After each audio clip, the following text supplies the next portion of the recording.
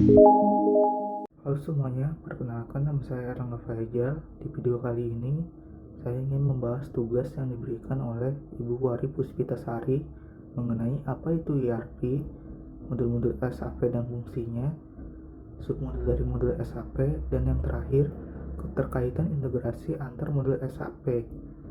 Langsung saja kita masuk ke materi yang pertama. Apa itu ERP?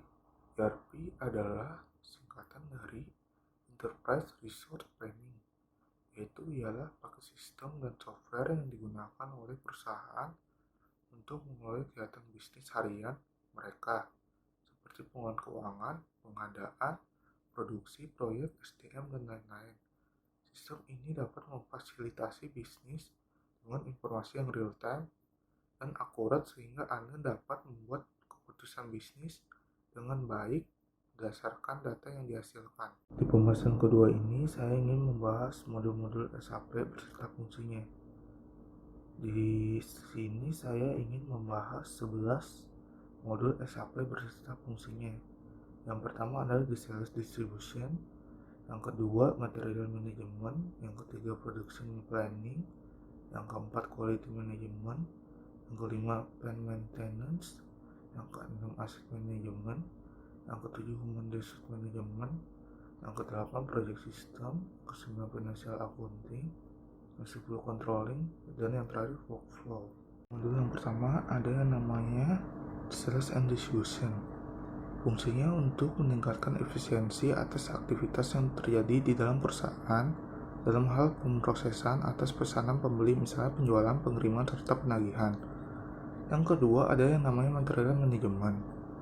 Material manajemen merupakan modul SAP yang tujuannya adalah membantu proses pembelian serta membantu dalam manajemen inventaris di suatu perusahaan. Yang ketiga ada yang namanya production planning. Modul ini berfungsi untuk menjalankan proses perencanaan dan melakukan kontrol terhadap manufaktur di dalam perusahaan. Modul ini mencakup konfigurasi sistem yang menyeluruh dan juga mencakup berbagai macam solusi bagi proses produksi perusahaan. Yang keempat ada yang namanya quality management. Modul quality management ini digunakan untuk mengecek kualitas dari serangkaian proses yang terjadi dalam bidang logistik. Yang kelima ada yang namanya plant maintenance. Plant maintenance adalah gabungan dari semua tugas teknis, administrasi, dan manajemen yang dilakukan selama perusahaan berjalan untuk tetap beroperasi atau untuk mengembalikan kerusakan sistem atau mesin ke kondisi semula sehingga dapat bekerja sebagaimana yang diharapkan. Yang keenam ada yang namanya asset management. Ini fungsinya membantu perusahaan dalam mengelola pembelian aset tetap, pabrik atau mesin dalam depresiasi terkait. Modul yang ketujuh ada yang namanya human resource management. Ini berfungsi untuk membantu meningkatkan efisiensi Departemen SDM atau HR di dalam perusahaan. Modul ini membantu mengelola informasi karyawan seperti penilaian kerja, deskripsi pekerjaan, keterampilan, kehadiran, cuti, dan lain sebagainya. Yang kedelapan ada yang namanya project system. Ini tugasnya untuk melakukan pengelolaan suatu proyek. Modul Project System ini membantu perusahaan untuk mengelola project lifecycle mulai dari penataan, perencanaan, pelaksanaan, hingga penyelesaian proyek. Yang kesembilan ada yang namanya financial accounting. Modul ini berfungsi untuk mengelola, mencatat transaksi keuangan yang ada di dalam suatu perusahaan, yang tujuan akhirnya adalah untuk menghasilkan laporan keuangan yang akurat pada akhir periode atau proyek. Modul yang ke-10 adalah controlling. Ini fungsinya mendukung dalam proses perencanaan, pelaporan, dan pemantauan operasi bisnis perusahaan. Modul CO ini lebih condong membahas tentang internal accounting, misalnya mengenai biaya produksi, cost center, profit center, dan lain sebagainya. Dan modul yang terakhir adalah workflow. Ini sebenarnya bukanlah modul yang mengotomatiskan fungsi bisnis tertentu. Sebaliknya, ini adalah seperangkat alat yang dapat digunakan untuk mengotomatiskan setiap aktivitas di dalam SAP ERP. Bahasan yang ketiga adalah submodul dari modul-modul SAP. Yang pertama adalah Finance and Control. Di sini ada 3 submodul yang ada di Finance and Control, yaitu Cost Center Accounting, Analisis Keuntungan, dan elemen Cost Accounting. Cost Center Accounting itu adalah menghitung pendapatan dan pengeluaran di suatu proyek. Yang kedua, analisis keuntungan adalah menganalisis keuntungan pada suatu proyek. Yang ketiga ada elemen cost accounting. Ini adalah menghitung barang-barang yang dikeluarkan dalam suatu proyek. Yang kedua ada production planning. Di sini ada 2 submodul, yaitu produksi berulang-ulang dan produksi industri.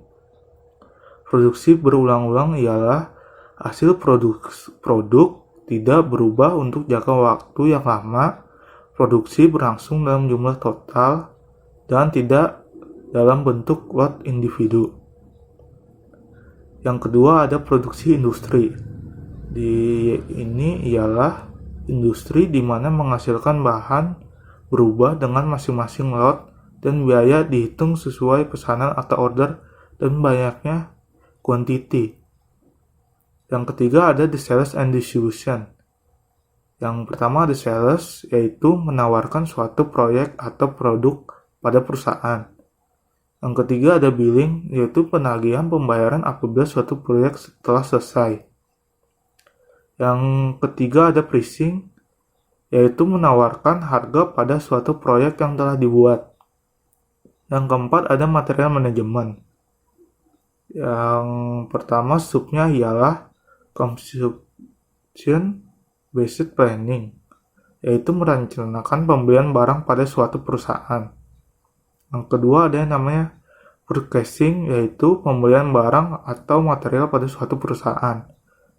Yang terakhir ada invoice verification, yaitu memverifikasi dokumen-dokumen yang ada di perusahaan. Dari pembahasan yang terakhir ialah keterkaitan integrasi antara modul SAP. Yang pertama ialah perubahan yang dilakukan pada satu modul secara otomatis akan mengupdate modul yang lainnya bila informasi yang dirubah berkaitan dengan modul tersebut. Data akan terupdate secara langsung begitu user menginput data ke dalam sistem. Hal ini yang dikenal dengan istilah real-time processing.